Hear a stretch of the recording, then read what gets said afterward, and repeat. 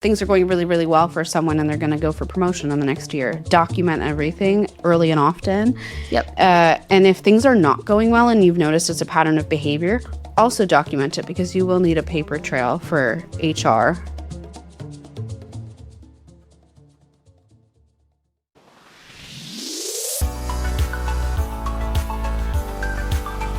Welcome to the Ladybug Podcast. I'm Kelly. And I'm Emma, and we're debugging the tech industry.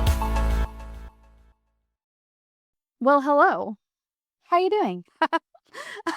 I am doing great. I'm totally not tired at all. Welcome to my life. I'm about to have my second kid in literally a month, and I'm like, well, I think actually for me, pregnancy tired is worse than parenting tired, but we'll find out shortly. Yeah, you absolutely will be finding out shortly. By the time this podcast is released, actually, you will already be finding out. In any case, today we're not talking about being tired, but we are talking about something that is very relevant to me in my job, and it is also very relevant to you in yours, and that is managing a remote team of engineers. I have always managed a remote team. Always. My entire career. I had a physical office space at a local co-working space for my agency, but my engineering team was fully remote even then. I've just always been, I worked at an office for my fellowship, or it was a fellowship at the CDC.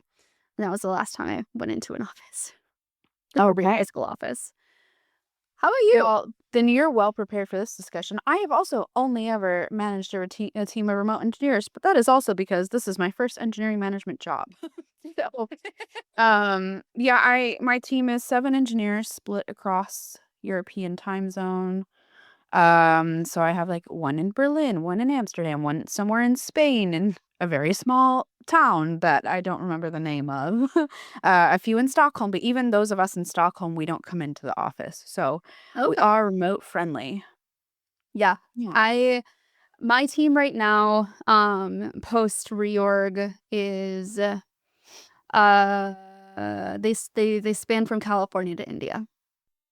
And it has been like that since pre-reorg as well. Yeah. It's almost like I need to actually like count, but like it was a 50-50 split before. And there was one point when I actually just started my work day at like 6 a.m. and then I took like a 2 to 3 hour break in between and then came back to work for the West Coast hours. That's nuts. Yeah, the time difference it can be a real work-life balance killer, but it can also enhance your work-life balance if that's the type of lifestyle that you prefer. And we'll talk about work-life balance later in this episode. But perhaps we can start by discussing how do we even set the foundation for success for remote teams? Yep. In my opinion, and this is kind of how I've always approached this. Successfully running managing a team of remote engineers requires a lot of trust and open communication. You need to trust that your team is going to be able to deliver because you're not sitting there watching them do their work, and nor should you because they are adults and you are an adult and we should all be adults about this whole thing. But with that, you need to make sure you have very clear lines of communication set up. And how you communicate synchronously, asynchronously, all of that, all of those rituals need to be established early on. Because if you're not super clear what the expectations are for a particular individual on your team up front, then you're going to have a bad time. Yeah, and I think it's not just what expectations you have for the individuals on your team, but what expectations do your team have of one another? Because we talked about this in a previous episode. I don't remember which one, but we talked about like a ways of working activity or like a how to work with me doc. And this is something I definitely recommend with remote teams is like, how do we all individually work? Like, for example, I leave work at 4 every day because I have to go get my child from school. And other people have like different things going on in their lives that they need to account for. So doing something like that is really helpful in terms of what the expectation is. And even like, what as a team do we expect, right? So like I expect everybody to be at stand up. It's not optional. Or I expect that if you're going to be away from your computer for longer than 45 minutes, that you just post a message in Slack or at least update your status. Yep. So yeah, getting on the same page is very important. Yeah. And I'm very flexible with your working hours. So long as you're making meetings and you're getting your work done. It's what I tell everybody. It's what is expected of me as well, where so long as nothing is falling behind, I don't care which hours you're working. If you find that you hit your groove like in the late afternoon, or one of my engineers wants to start work at 6 a.m. and end early, I'm okay with that so long as they're not missing meetings. Yeah, that's how I feel. I tell them like, maybe I shouldn't say this, but I'm like, I don't care where you are and when you get your work done, so long as it gets done and it gets done well, and like you're an active participant. And frankly, if you're exceeding expectations or you're performing well on expectations, I'm not going to question you. It only becomes a real problem to me if things are not getting delivered or you're not showing up. And in those instances, it's a very uncomfortable situation to address retroactively. And it's something that you probably should set the stage with proactively to have to avoid those discussions in the first place. Exactly. So how do you prefer to communicate with your team? Anything that's not time sensitive, and not like earth shattering. Like when I say that, I mean like a raise or a promotion or a reorg. Like those are like life changing things to an extent, right? Uh, I like to use Slack to communicate asynchronously. Of course, like if I have some news, like if someone's waiting on a promotion and I get the news, like I'll ask them if they can hop on a call, and I will give them context as to why, because getting the whole, hey, can you hop on a 5-minute call with your manager is not fun. I definitely prefer written communication because I feel like less gets lost in translation and then you have something to refer back to. But for bigger conversations, I definitely prefer one-on-ones over video call, and then using the agenda. Like we have a shared Google Doc that we use with notes with any outcomes. Yeah. Yep. How about you? Yeah, I mean, I'm the same. Slack is going to be where most of our communications happen. I am more than happy to hop on a quick video chat if it's just easier to explain something to me over video, even if or just like huddle on Slack. Like it doesn't have to be formal. Any kind of big conversations absolutely should happen face to face, whether that is a good news or bad news. Like if it's a performance related thing, we're going to have a conversation about that as well. And then I'm pretty strict about my one-on-ones. I'm okay with moving them if need be. I just don't want to cancel them. Because I think that it's important that, as part of building trust, like my team needs to be able to know they have access to me. And when you have so many direct reports, you have to, I have to split mine to be biweekly and not weekly. And I want them to know, like, in their quote unquote off week, they can still reach out to me if they need something from me. So that is typically how we handle most of our communication. It's fairly asynchronous. I want to, again, respect their time, and we are working in different time zones. And so I will make adjustments to my schedule to make sure they can access me if need be, provided that it's within reason. Like if you're capable of talking to me at 1 p.m. Eastern time, but you'd rather talk to me at 8 p.m. Eastern time, we're talking at 1 p.m. Eastern. Yeah, you have to set your own boundaries as well, of course. Yeah. So you had mentioned building trust, which frankly is like step one of becoming a manager. Yep. But yeah, I guess, well, we touched on having regular one-on-ones. I also don't like to cancel. I have asked to cancel. Like right now I'm preparing to go on 7 months of parental leave, and I only have like 5 weeks to finish the rest of my work, and I'm only working 3 days a week. So my schedule is pretty compact, and I'm doing like hour and a half long goal setting sessions with everyone for the upcoming 6 months. So my replacement has context and can match people with projects that align with their goals. However, that means, I might not have time for our 30-minute one-on-ones if we already have FaceTime that week. So but I think the biggest thing is if you let people know why you're asking, hey, like for me, it's not like I'm just going to flat out cancel. It's like, here's my schedule. If you're comfortable canceling this week, just let me know. And as long as you're not doing it all the time, I think it's totally fine. Completely agreed. Completely agreed. And I also follow a very specific structure for my one-on-ones that I like. We use Lattice internally, which is a fantastic HR tool. Hashtag not sponsored. But I really like their one-on-one format. So there's basically a section for agenda items that I want to talk about, agenda items that they want to talk about, like any kind of decisions that are made, like action items. They got that section, you can assign it to the right person. And then there's a shared notes section that you can both add to. And then there's also a private notes section. And that private notes section is so incredibly useful to have for just keeping like track of like behaviors and other comments they make on the side. Like if there might be a personnel issue, for example, I'm going to put it in the private section and not the shared notes section. If they're getting really combative all of a sudden, or if we have like a tough conversation about like how they're, not necessarily their performance, but their behavior. Like, are they getting, really defensive? Are they going through something? Like, I'm going to put those in the private notes because they don't need to see all of those. Yeah. Which has been really helpful. And I use this for like the regular one-on-ones, but I also like any kind of like ad hoc meeting as well. I'll just like pop, I'll create a new one within Lattice and it looks like the regular one-on-one agenda, but I can just say, we're talking about this topic. It has come handy.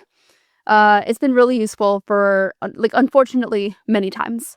Any time that I've had to let somebody go for some reason, I have like a paper trail of the conversations that I had with them. I had one person say like, you never had performance related discussions about me, or, like with me. And I'm like, okay, but how about these 4 dates where we talk about them and here's what you agree to do and here's what I agree to do. Like it's right there. You can't lie about it. Yeah, that's really important. Like, we'll probably touch on this more towards the end of the season with the difficult conversations or the hard parts of the job, but you need to document things should you notice. Well, either one way or the other, like things are going really, really well for someone and they're going to go for promotion in the next year. Document everything early and often. Yep. And if things are not going well and you've noticed it's a pattern of behavior, also document it because you will need a paper trail for HR. So yes, having notes is very important. We love notes. Also, I think just as a note, like you should always make an effort to recognize and celebrate your achievements of your team and your individuals. Remotely, this can be quite tricky. There are several like platforms that we've used for team building, but also just to like do it like a celebration. Like we use Airbnb experiences, like if somebody gets a promotion or does a really good job or has like a 10-year anniversary, we can get together and I think we did like bake New York style cookies with a chef. Or we did making pastas with the Italian grandmas via Airbnb experiences, and they were a lot of fun. That's fun. But yeah, celebrating achievements remotely can be a lot trickier, but I would say it's more important than when you have a team in person. It's so easy to celebrate in person. Remotely takes a little bit more effort. Yeah. I like, you're right. You have to be very intentional about it. I've also done trivia, which is fun. We've done have you played like the Wikipedia hopping page? No. Where you have to start on a specific page and find a way to end on another specific page and see how many clicks it takes you to actually get there by clicking through the other links within Wikipedia. It's so fun. It's really fun. Like it's my kind of fun game. We've also done virtual escape rooms as well. Yeah. We've done those too. Those are fun. And then there's like another platform called Luna Park, which I hadn't heard about before, but we use it. And they have like fun games, all different kinds of games, like trivia or virtual escape rooms, like a platform with many games on it. And they come out with new ones all the time. So we enjoy doing those. Interesting. There's also a Luna Park in Coney Island, apparently. Okay, I didn't know that. But we I don't know how it is at your company, but we do regular social events every 2 weeks on Fridays with our 2 other like sister teams that we work with, just to make sure that all of our team members get chance to interface with one another in a fun setting. So like we've done GeoGuessr competitions, which is so fun. That's fun. Yeah. And every social event, so every 2 weeks, it's like one of the different teams takes on ownership of, like we've done Fall Guys. I think that's what it's called. Yeah, lots of different games. Cool. Yeah, I like finding new games to play with this. They're like you said, you have to be really intentional about it. You can't just. Oh, there's one I have to mention. I forgot about it. There are two actually. There's Gartic Phone and then there's Gartic.io. Oh, I love Gartic. They're so fun. I always confuse them, but I think Gartic Phone is the idea of like what is it, like telephone or whatever, where Yeah. you have to, is that the one where you're drawing pictures based on what someone else has written? Well, the Gartic.io is similar to like Telestrations, I think, where you're drawing. I think, actually, I don't know the difference between the two of them. Okay, well, anyway, they're both fun, and I just know one's like, oh, write a really random sentence, and it's like, oh, like Kelly riding a dinosaur in Coney Island eating a hot dog. And then the next person gets that phrase and they have to draw it in picture form. And then the third person has to write a sentence based on what the second person has drawn. And then by the end, you have to see what it was. It's so much fun. It's so funny. Yeah, like, it's such a trip. And then there's like the other one is like somebody is getting a prompt or a word that they're live drawing and everybody's watching them live draw it, and there's a chat where you have to like put in what the phrase is of what they're drawing, and you can see like other people getting it live.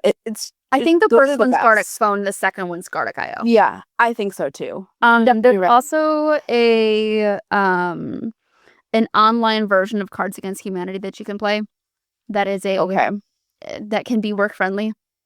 We've done that. And then in like, we have random Slack channels where we have like a daily would you rather that somebody posts.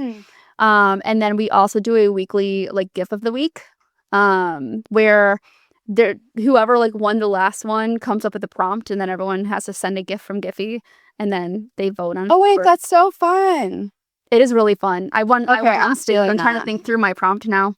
I'm stealing that. We'd have like a question of the day where anyone can post a question, and they get really fun. So like, well, I remember, I think it was our product manager asking like, does water from the bathroom taste different than water from the kitchen, and why or why not? Or like, I post a picture of like 5 different forks, and I'm like, which fork is the right fork? And it sparks a lot of discussions. I like I posted a picture of like, oh god, what's the game called? Like the backyard soccer game, like the little PC game from a long time ago, where it's like a bunch of kids, and I'm like, choose your player, and that's all I say.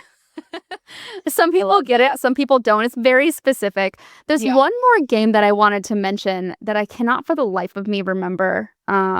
It's like a music game though, where you form. I think it's literally called Music League. Where you form like a group of people, and then each week there's a theme. Similar to the Gift of the Week, there's a theme for which music, and then you have to choose a song, and it builds a playlist. And then they vote. Cute. They vote on which song kind of like meets the prompt the best. That's adorable. I feel like I need to steal that too. And it's like an app you can install, so it's okay. That's awesome. It's super okay. Well, we're gonna link all of these in the show notes in case you're wanting to use them with your team. But I think the biggest takeaway here is that fun is important, especially with remote teams, and building in the scheduled time for fun, whether that's like a Slack prompt that like has something come through in one of your social channels, or actually something that we did as well like last year or 2 years ago. I don't know if you've seen The American Office. Many of us have. But the Dundies, like the silly award ceremony that Michael Scott puts together, I did essentially our version of the Dundies. I don't remember what I called it. And they were obviously all safe for work. But I made like awards for everybody. It was quite fun. I love that. I should do that sometime with my team. It took a lot of time, but it was fun. Yeah, it's also tough when you're so far apart geographically that like getting people. That's one of the things like with my team. Like when you're so like the time zones are so different. I can't say like we're gonna do this on Friday afternoon because that's gonna be like Friday evening for people in Europe, for example. And I'm like, I'm not gonna make you like hang out with me on Slack at 6 p.m. on a Friday. Yeah. I mean, you could make any like something else you can do to get engagement is like I made a Google form with like 6 different poll questions, and I'm like, which meme was the best of 2024? And everybody got to vote on their favorite meme that had been posted. And then like you can do that kind of thing asynchronously, or like vote on who you think had the most contribution requests on GitHub in the past year. And then it's fun to see like the outcome versus like what people thought it would be.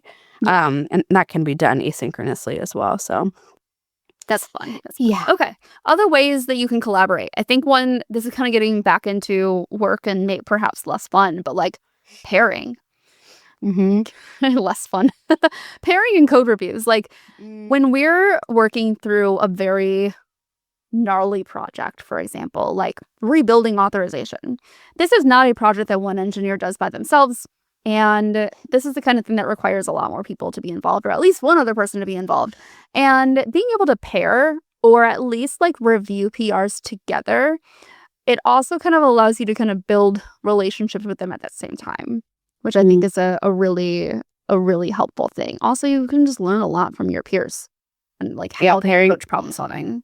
Pairing is very valuable, especially remotely, and especially if you have more junior team members. But also for everyone, because mental health starts to tank when you realize you're not meeting your colleagues for extended periods of time and like you're just working in isolation. Yeah. Exactly.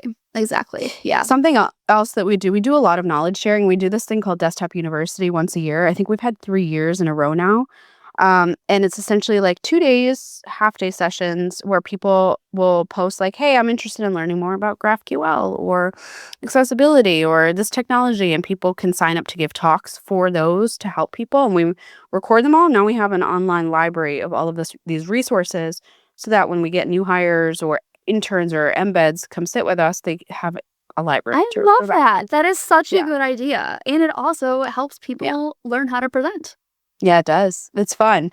I would recommend planning that into your capacity because it is definitely a good use of your time. Yeah. Okay. Let's kind of talk through the downsides of a remote team and what is uniquely challenging for us. Like I commented on this earlier, time zones are really tough for me because there are basically 12 plus hours difference from my two farthest geographically distributed engineers. That means that some people end up working together more than others. That also means that for our customer base is US centric, but our engineering team that happens to be in Europe and India, they're mostly offline by the time our customers are like actively using the system. And that means that the burden tends to fall a little bit more on the US engineers to resolve bugs and outages and so on because they happen to be online at the same time that the customers are online. And it gets really tough to balance that. And I have to be very cognizant as the manager to be like, okay, who's responding most to these outages as they're happening, and how can I make sure I take care of them? Because the last thing I want them to do is feel that undue burden to the point where they're getting burned out and they want to leave. Yeah, that's a big deal. We don't necessarily have that because we have on-call rotations like in different time zones.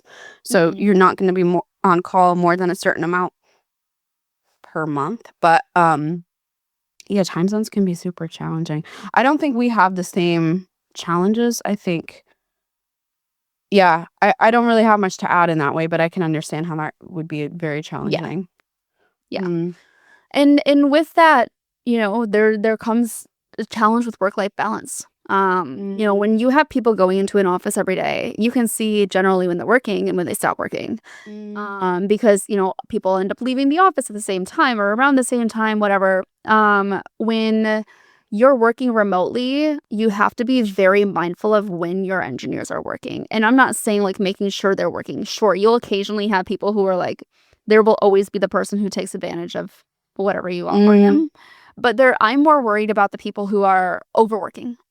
Yeah, I see them creating pull requests at 2 a.m. their time, or responding to messages on Slack really late or on the weekends, or And as the manager, I need to be setting an example for this. So I need to be the one who is not asking them questions late in the evening or on the morning. I need to schedule messages because if they see me asking them questions, I am modeling that behavior to them to say this is okay, or this might even be expected of you to be responding to me at 7, 8 p.m. in the evening when you should very much be enjoying the light side of the work-life balance at this point. So part of this is being mindful about how you are, presenting yourself for the company and for your team. And part of it is setting boundaries, respecting those boundaries for yourself, enforcing those boundaries, but also respecting, like, helping your team establish those boundaries as well. It does not come naturally to everybody, especially people who are earlier on in their career, or who are a little bit more sensitive to feedback, or who are more on the, like, perfectionist side of the house. They're the ones you have to worry about the most, who will struggle to set boundaries, or at least struggle to actually, like, enforce those boundaries for themselves. Yeah. Yeah, I've had to tell people, like, to go home early because I can see that they've been no, not in, like, a mean way, but it's like, if I Get notice out. that you're there on the weekends, I'm like, "Hey, why are you working weekends? You need to leave early today," or, like, and, of course, I'm never gonna force someone to leave early, as so long as it's not becoming a consistent problem, of course. Yeah. But I always tell people, like, I don't expect you to be sitting at your computer for 40 hours a week. A large part of your job gets done, like, when you're not sitting in front of your computer. So, like, go for a walk, or, like, leave early, or go to social events that the office is having, or whatever it is. I don't work 40 hours a week at my desk. Like, a large part of my job happens subconsciously as well.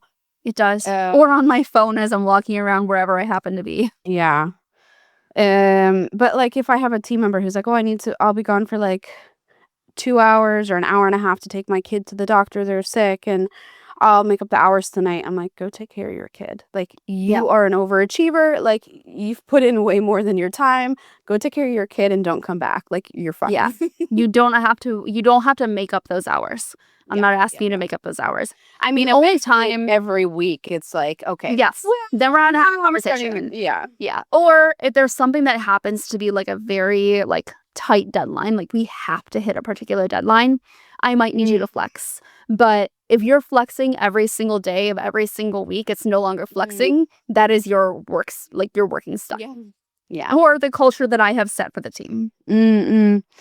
I think for me, the hardest part about managing a remote team is not knowing whether someone is struggling mentally, or how to deal with somebody's mental health that is perhaps not in a good place remotely, because often people, if you're not around them, you might not notice that they're having a hard time. And if you do notice they're having a hard time, it can be really hard to connect virtually. Yeah. That's kind of the biggest challenge that I've had to deal with. Yeah. It is tough, and it's something you have to be really intentional about, to check in with them on a more personal level, see how they're doing. I've had team members go through some really traumatic experiences in the time that I've been managing them, and I happen to be a trained therapist, but I am not their therapist. Yeah. And that is a very important line that I need to draw, to say, I am happy to have a conversation with you about this. I will help connect you with the resources you need. Also, we have, like, our EAP for, like, if you have our company insurance, you can find a therapist through that as well. But, for our international team, like, I'm more than happy to, like, walk them through how to find resources to get help, but I am not their therapist. I am their manager. Yeah. And that line can get blurred really quickly. It can, and it can be really tricky, but you've got to be able to set boundaries. Yeah. Again, setting them and enforcing them is so incredibly important. I would say the last one that is probably worth noting on challenges is conflict. We've talked about conflict a lot over the course of this season, and just, like, the communication. But, like, when you're dealing with conflict with somebody, maybe it's like you and a colleague, or you and one of your direct reports, or two of your direct reports. Managing that conflict remotely becomes a lot more challenging, because you can't really see them necessarily. And, nuance gets lost over text. Like, if you start ending your sentences in a period, "Are you mad at me?" Or, "Am I just a millennial?" I don't know. Yeah. And so learning how to, have those conversations remotely is a really important skill to build as a manager. I have had situations where, I mean, I've talked about this in one of our previous episodes, about how difficult it was to not see eye to eye with one of my PMs that I worked with. And we live across the country from each other. Mm. It's not like I can go show up to her house with like a 6-pack of beer and be like, hey, let's hash this out. That's not realistic. Like, we have to be able to have this conversation remotely. And in my opinion, I try to avoid having text-based conversations. This has to be like a face-to-face conversation when it's actually a conflict that needs to be addressing. Because I don't want to feel like I'm using Slack as a crutch to like hide behind it. Do I need time at times to like gather my thoughts? Sure. And I am also okay if I'm getting heated in a conversation. I'm more than happy to just kind of like take a step back and be like, hey, like, I need 5 minutes to, just kind of gather my thoughts. Let's regroup. We're in like 5 to 10 minutes. I think that was kind of the last big challenge that I've faced as well. Yeah, I think remote teams do require a bit more intention with collaboration, with building trust, navigating some of these challenges, but they're not going to be necessarily so vastly different unless maybe the time zone difference is vast, as we've just discussed. They're not going to be so inherently different to the role than an in-person team. Yeah. And I will say, since 2020, a lot of people have gotten experience managing or being on a remote team. So you should have a general idea of how this kind of works. Now, the one thing I will caution is if you have a hybrid team, some people are in office and some people are remote. You have to be so much more intentional about making sure those who are remote are being brought along, because innovation happens at a lot faster rate face-to-face. This is just a known fact of humans working together. And it's really easy to make a decision when you're just like grabbing coffee as, you're talking with somebody, and then you forget that not everybody is in the room for that conversation, and they can feel really left out. And so I just caution you, if you have a hybrid team where some people are in office and some people are not, make sure you're being intentional about bringing everybody along. Yeah, I think my opinion is hybrid teams need remote-friendly processes first. Agreed. Yeah, so on that note, I think that's a good place to wrap up here. But I'm curious, what is your resource of the week? So on the theme of managing remote teams, I called out Zapier's Guide to Remote Work, because Zapier has always been geographically distributed. And they have a lot of really, really good, like deep, well thought out topics on remote work, from, automation and teamwork. And for managers, there's tons of resources on being a manager on like a remote team, and working with your peers and how to set up workspaces, tooling. Like, there's so much good stuff in here. I cannot say enough great things about it. It looks great just at first glance. Oh my gosh, I need to get through this. My resource is a resource that I can't personally recommend, as I've never read the book, but it's called You're Not Listening by Kate Murphy. And it was given to me by a fellow engineering manager, not because she thinks I don't listen, but because I think I don't listen. I think many people in this day and age are more concerned about listening to respond versus like listening to listen. Yes. We're more concerned with what we're going to say next and less worried about what the person speaking to us is trying to say. So I think this is a book that's great for personal lives as well as professional lives, especially in a remote setting. Exactly. Yeah, we all tend to listen to hear and not listen to listen. Yeah. Well, with that, we're happy that you are listening, and thank you so much for making it this far. And we are, a little over halfway through the season now, so. We are, yep. Excellent. So thank you for listening. Find us on your favorite podcasts, which you're probably already on because you're listening to us right now. Leave us a review. We like reviews. We like nice things. Please say nice things about us. And find us on YouTube and social media as well. We'll see you next week.